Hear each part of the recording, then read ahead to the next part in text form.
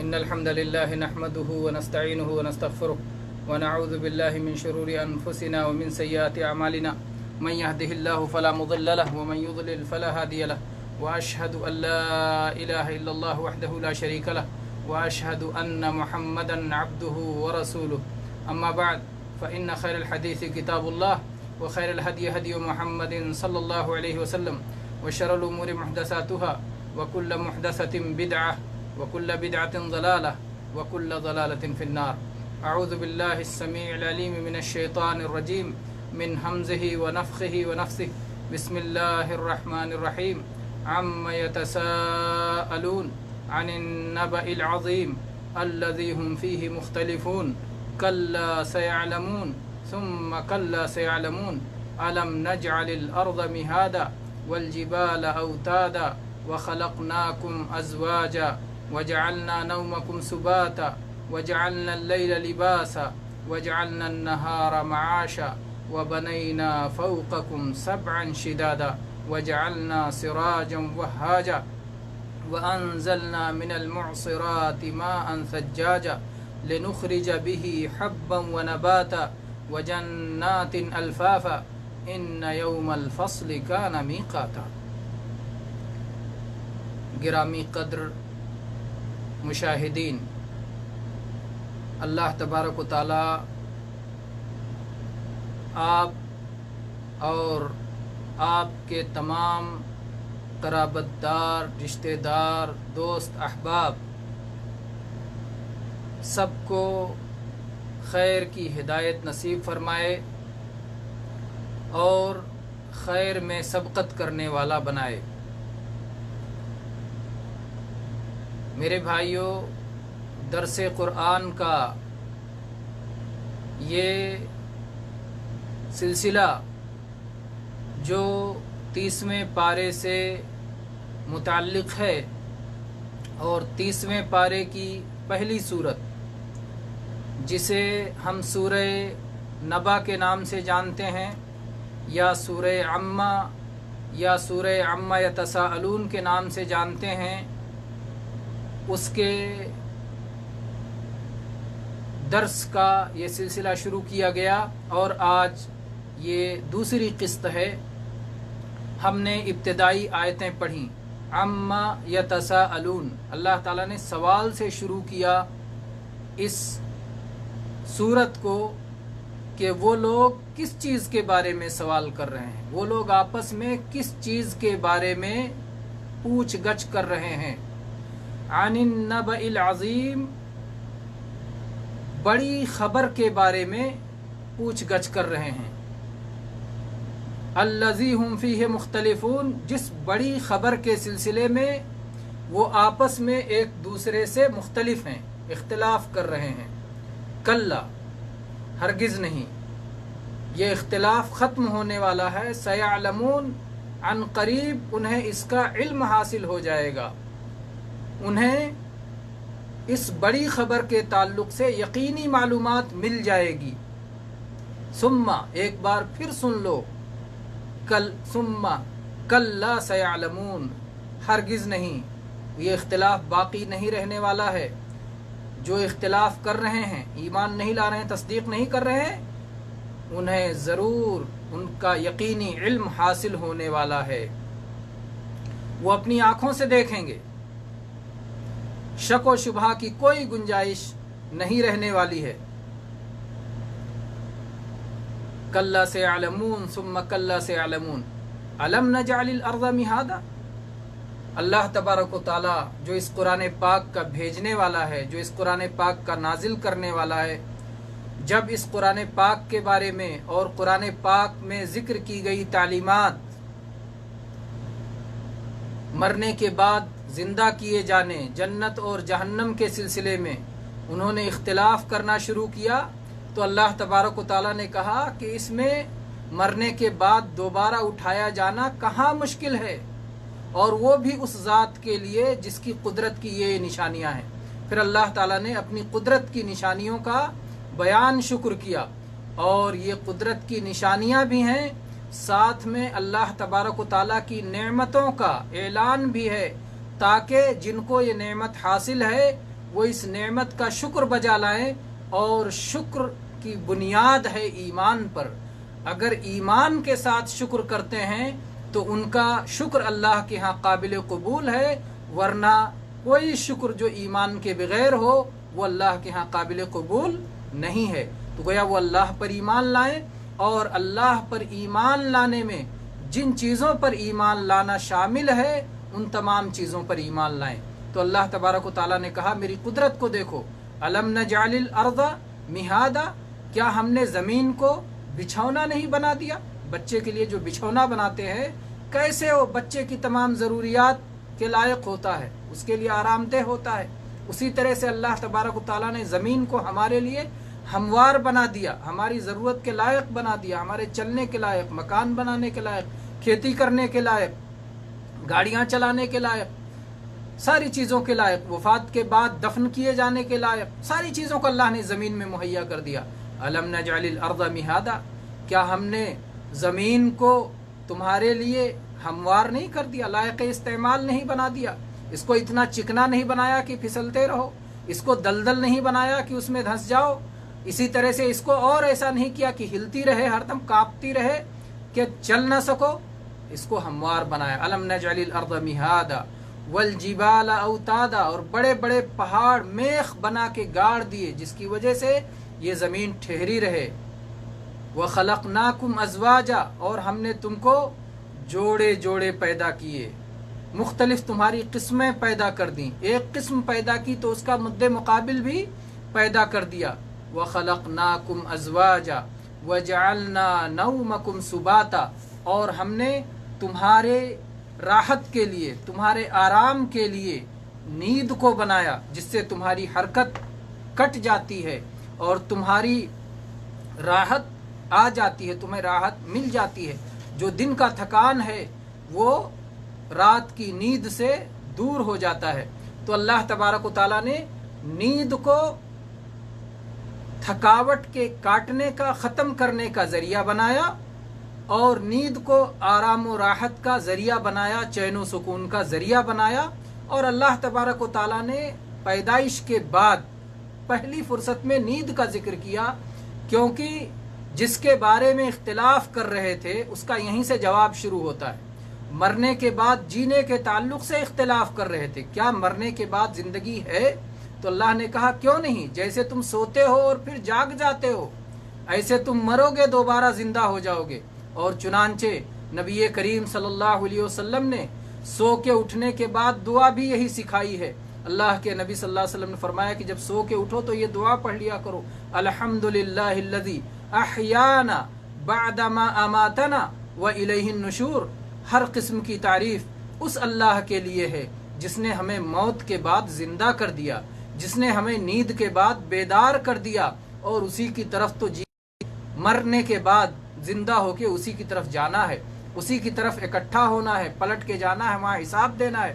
تو چونکہ جس چیز میں اختلاف کر رہے تھے اس کا جواب یہیں سے شروع ہوتا ہے، اس لیے اللہ تعالیٰ نے اپنی نعمتوں میں سے پیدائش کی نعمت، وجود عطا کرنے کی نعمت کے بعد نیند کی نعمت کا ذکر کیا، جو نعمت بھی ہے اور مرنے کے بعد جینے کی دلیل بھی ہے۔ تو اللہ تعالیٰ نے فرمایا وَجَعَلْنَا اللَّيْلَ لِبَاسًا وَجَعَلْنَا نَوْمَكُمْ سُبَاتًا، اور ہم نے تمہارے لیے نیند کو تمہاری راحت کا ذریعہ بنا دیا، وَجَعَلْنَا لِبَاسًا، اور ہم نے رات کو لباس بنا دیا، ہم نے رات کو چھپانے کا ذریعہ بنا دیا۔ لباس کیا کرتا ہے؟ ہماری چھپانے والی چیزوں کو چھپا دیتا ہے۔ جب ہم لباس پہن لیتے ہیں تو اندر کے ہمارے عیوب جنہیں ہم چھپانا چاہتے ہیں، شرم کی جو چیزیں ہیں جنہیں چھپانا چاہتے ہیں، لباس سے وہ چیزیں چھپ جاتی ہیں۔ تو اللہ نے فرمایا ہم نے رات بنائی، رات کو لباس بنا دیا کہ وہ چیزیں جو دن میں تم دوسروں سے چھپاتے ہو، اللہ نے رات میں چھپانے کا ذریعہ بنا دیا کہ رات میں اسے کر سکتے ہو، رات میں کرو گے وہ چھپی رہے گی۔ اور میرے بھائیوں، رات کو اللہ نے لباس بنائی، اللہ کا کلام ہے، اس لیے اللہ کے کلام میں جو باریکیاں ہیں اس پہ غور بندہ جس قدر کرتا ہے اس قدر اس کا ایمان بڑھتا چلا جاتا ہے۔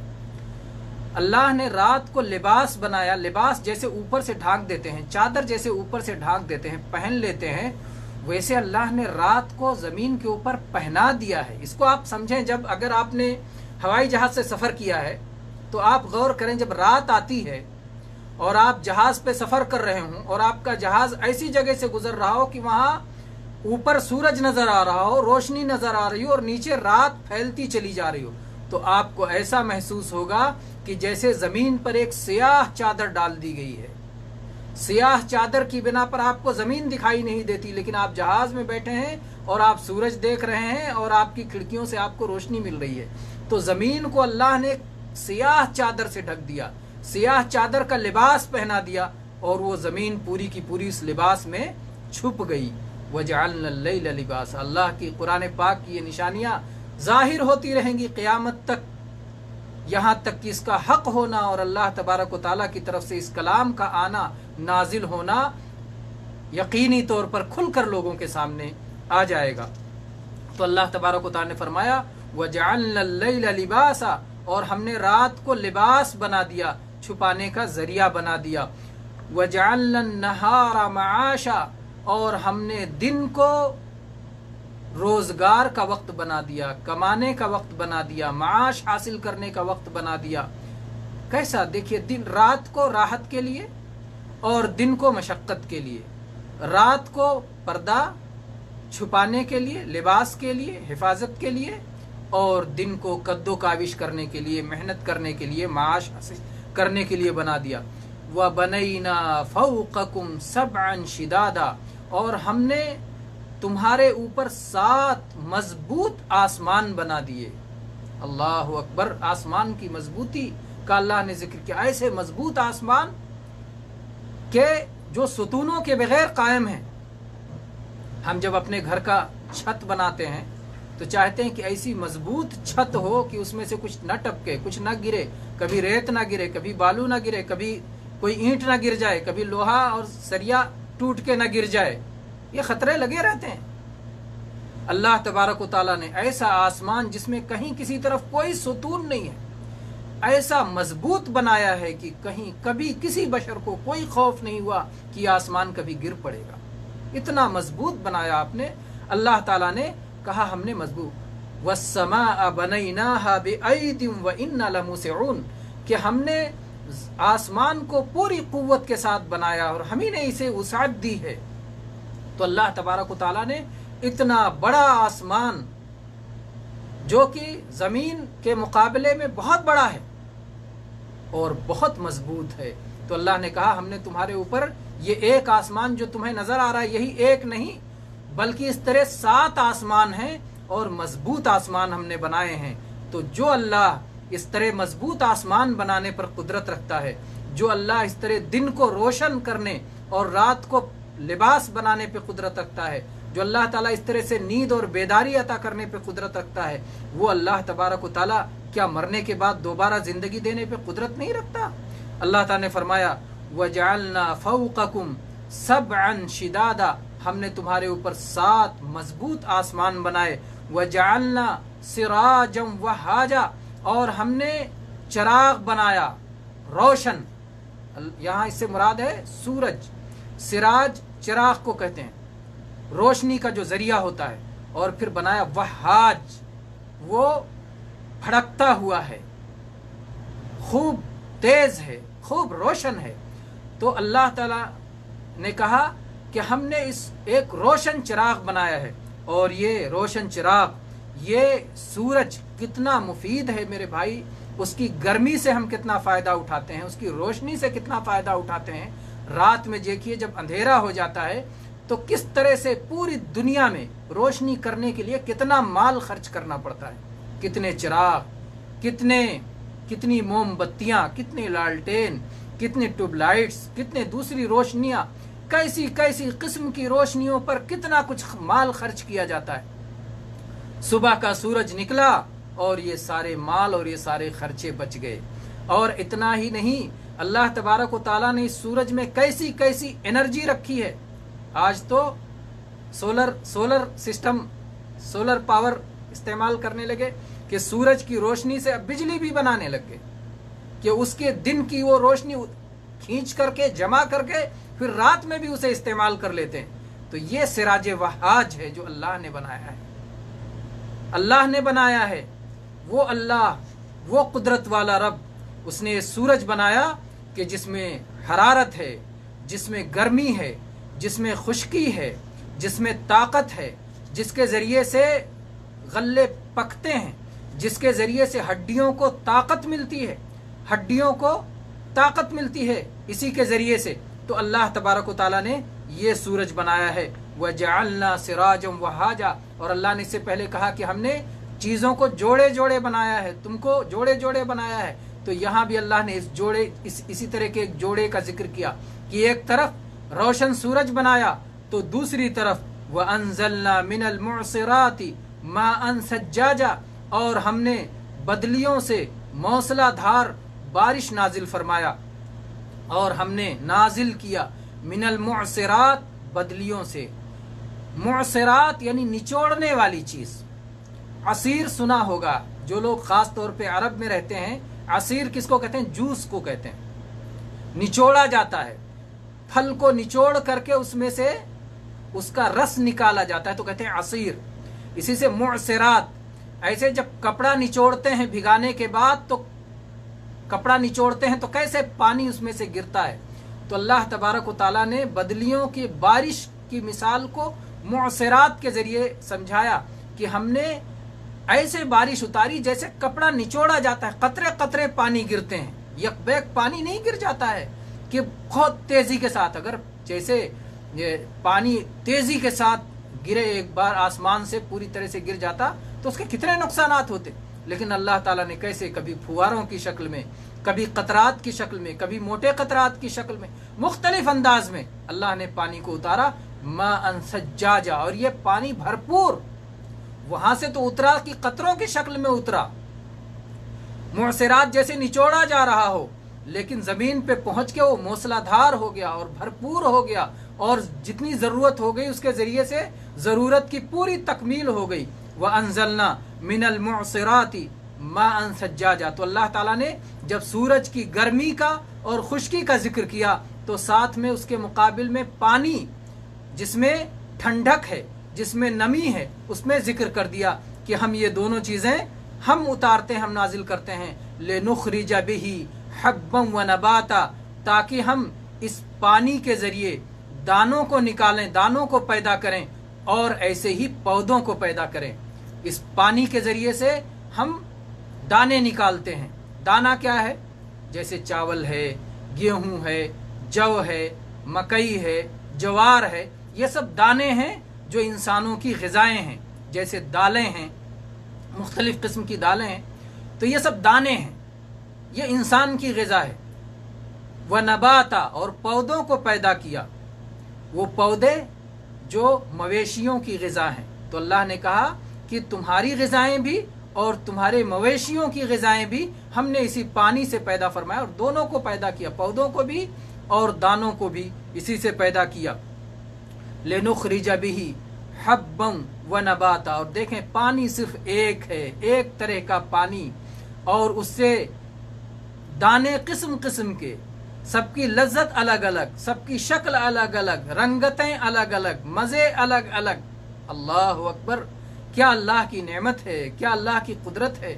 ऐसे ही पौधों में देखिए, पौधे साइज अलग, पत्ते अलग, फूलों की रंगत अलग, उनकी महक अलग, उनमें हरकतें अलग अलग, उनके फवाइद अलग अलग, जड़ी बूटियां, अल्लाह अकबर, कितनी चीजें हैं इसी एक पानी से। एक पानी आसमान से अल्लाह ने बरसाया, और उस पानी से, फिर पानी को, उसी पानी से ये दाने और ये पौधे उगाए।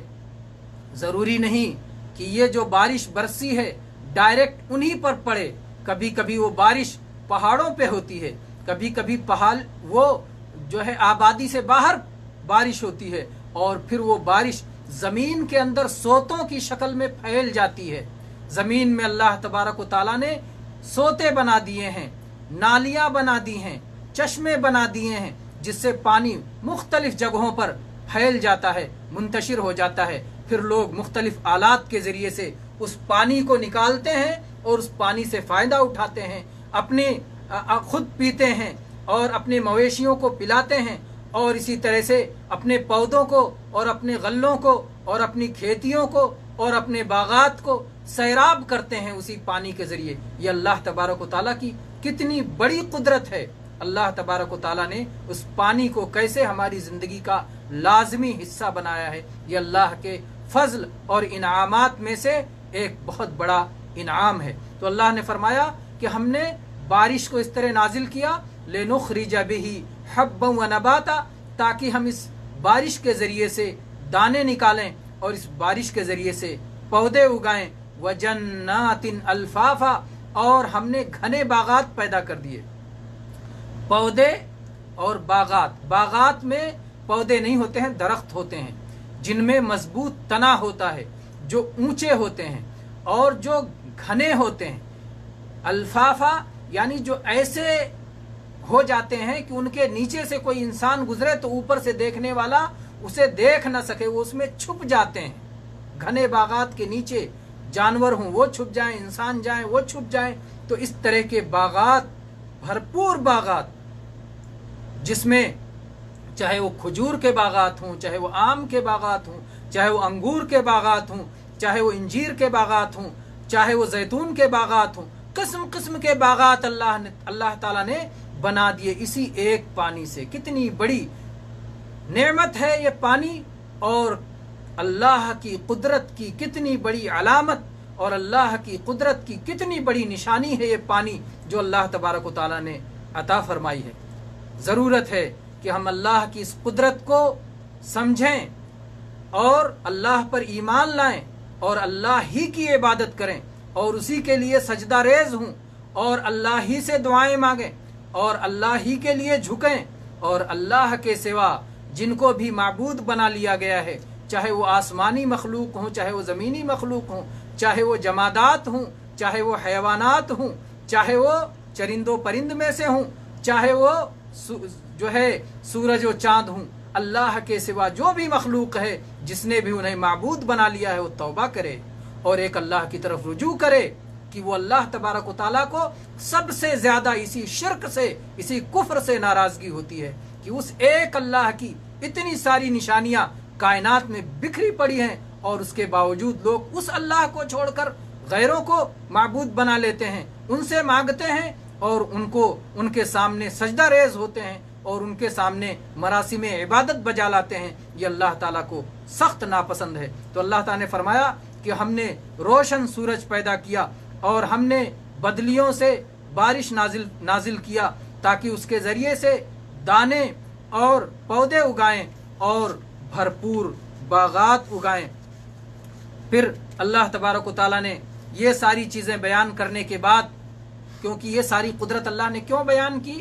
اس بڑی خبر کے تعلق سے جو بڑی خبر میں لوگ اختلاف کر رہے ہیں کہ مرنے کے بعد زندہ ہونا ہے، وہ بڑی خبر کی محمد صلی اللہ علیہ وسلم اس اللہ کے بھیجے ہوئے رسول ہیں، وہ بڑی خبر کی یہ قرآن اللہ کی اتاری ہوئی کتاب ہے، اس بڑی خبر کی تصدیق کے لیے اللہ تعالیٰ نے اپنی یہ ساری نشانیاں بتائیں اور اس کے بعد کہا وہ بڑی خبر جس کی محمد صلی اللہ علیہ وسلم اپنے اس قرآن پاک کے ذریعے خبر دے رہے ہیں کہ مرنے کے بعد زندہ ہونا ہے، ایک فیصلے کا دن آنے والا ہے۔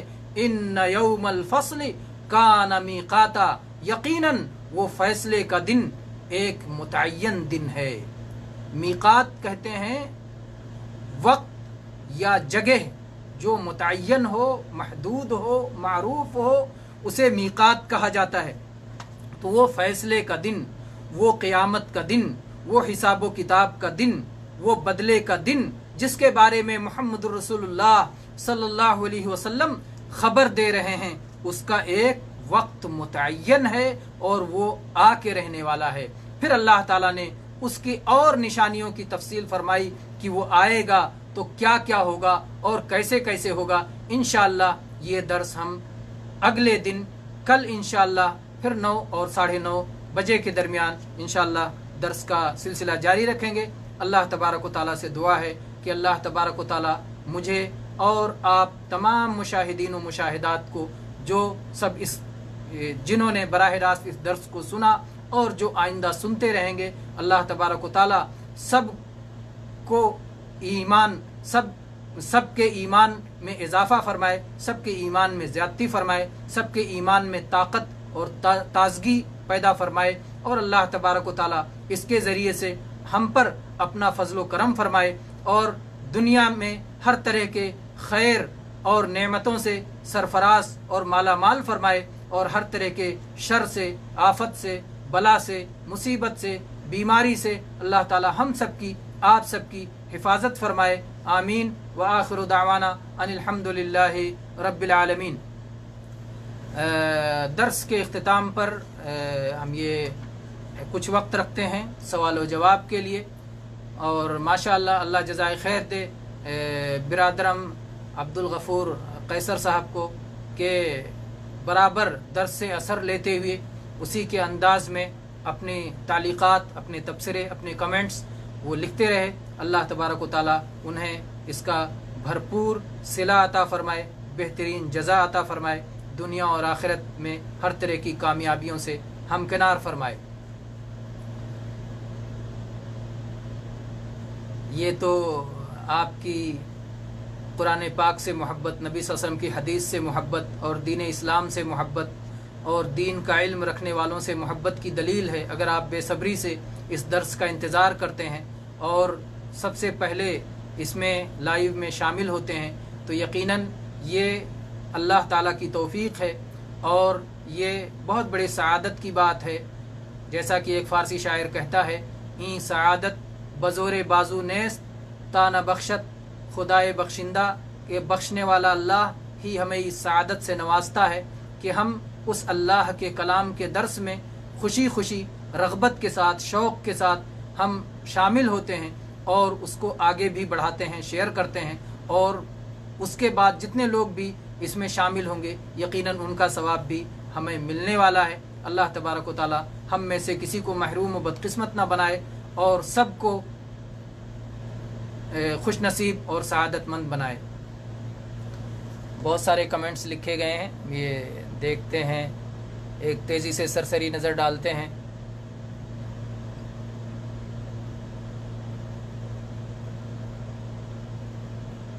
بہت سارے بھائیوں نے دعائیں لکھی ہیں، اللہ تبارک و تعالی ان کی دعاؤں کو قبول فرمائے۔ بہت سارے بھائیوں نے سلام لکھا ہے، ان سب کا اکٹھا جواب وعلیکم السلام ورحمۃ اللہ وبرکاتہ۔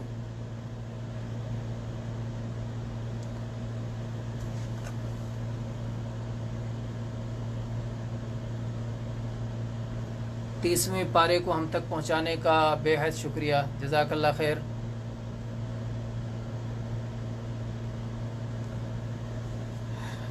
تو یہ کچھ تعلیقات رہے، میرے خیال سے اس میں کوئی سوال نہیں ہے، اور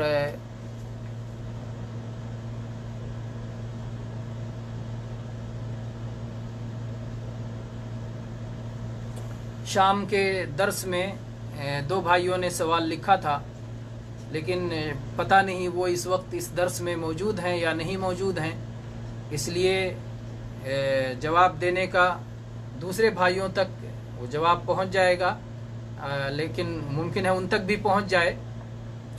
ایک بھائی نے سوال لکھا تھا، کیا یاجوج اور ماجوج کے خروج کا وقت آ چکا ہے؟ بہت سارے لوگ جب بھی کوئی وبا پھیلتی ہے، جب بھی کوئی بیماری پھیلتی ہے، جب بھی کوئی فتنہ آتا ہے، تو بہت سارے لوگ دین کے فتنے بھی پھیلانا شروع کر دیتے ہیں۔ انہی فتنوں میں سے ایک فتنہ یہ بھی ہے کہ قیامت کی بہت ساری نشانیوں کو فٹ کرنا شروع کر دیتے ہیں، اور بہت ساری چیزوں کو اپنی تحریف اور تعویل کے ذریعے سے دین میں بگاڑ پیدا کرنا شروع کر دیتے ہیں۔ تو اسی کی ایک صورت یہ ہے، جو لوگ کہہ رہے ہیں کہ یہ بیماری یاجوج اور ماجوج کی ایک صورت ہے، وہ بالکل غلط کہہ رہے ہیں۔ یاجوج و ماجوج ایک مستقل مخلوق ہیں، اور ان کا وجود نظر میں آنے والا وجود ہے۔ یہ تو جرثومہ جو ہے یہ نظر نہیں آ رہا ہے، یہ وائرس نظر نہیں آ رہا ہے، غیر منظور ہے۔ کافی طاقتور خوردبین کے ذریعے سے اسے دیکھا جاتا ہے، اس کو کیسے یاجوج ماجوج بنا دیں گے؟ احادیث کی روشنی میں یہ کبھی بھی اسے یاجوج ماجوج نہیں کہا جا سکتا ہے۔ اسی طرح سے ایک بھائی نے سوال لکھا تھا وسیلہ کے تعلق سے کہ وسیلہ کے بارے میں آپ کا کیا کہنا ہے۔ وسیلہ دراصل ایک پورا درس چاہتا ہے، لیکن مختصر طور پر یہ اتنی بات سمجھ لیں کہ وسیلہ ذریعے کو کہتے ہیں۔ جیسے آپ تک میں اپنا یہ درس پہنچا رہا ہوں انٹرنیٹ کے وسیلے سے، یہ ایک جائز اور شرعی ذریعہ ہے۔ اگر میں کوئی ناجائز طریقہ استعمال کروں تو وہ ناجائز ہوگا۔ تو کوئی بھی وسیلہ، چاہے وہ شرعی وسیلہ ہو، چاہے وہ دینی وسیلہ ہو، چاہے وہ دنیاوی وسیلہ ہو، چاہے وہ قدری اور کونی وسیلہ ہو، کسی قسم کا وسیلہ ہو، وسیلے دو طرح کے ہوتے ہیں، ایک جائز اور دوسرے ناجائز۔